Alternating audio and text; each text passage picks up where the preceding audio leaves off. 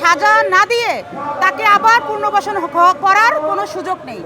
জাহিদুর রহমান উনি যে কথা বলেছেন এটা ভিত্তিহীন, এটা আমরা কোনোভাবেই হতে দিব না।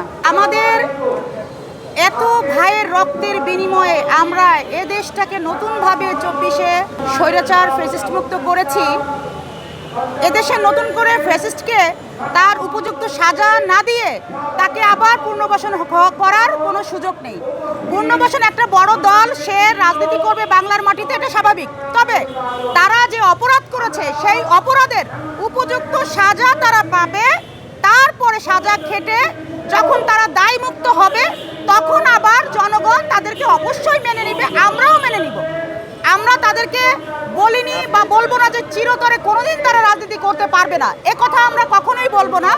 তারা তাদের দুর্নীতি, কুনীতি, তাদের অসভ্যতা, তাদের ধর্ষণ, তাদের দেশের সাধারণ জনগণের হক নষ্ট করে দেওয়া, এদেশকে ভারতের কাছে বিক্রি করে দেওয়া, এগুলোর পানিশমেন্ট যখন তারা পেয়ে যাবে, সাজা পেয়ে যাবে, তারপরে সকল দায়মুক্ত হওয়ার পরে তাদেরকে আবার আমরা ভেবে দেখব যে তাদেরকে একদম লিট অ্যান্ড ক্লিন একটা দল হিসাবে নতুন করে দেশে জায়গা দেওয়া যায় কিনা।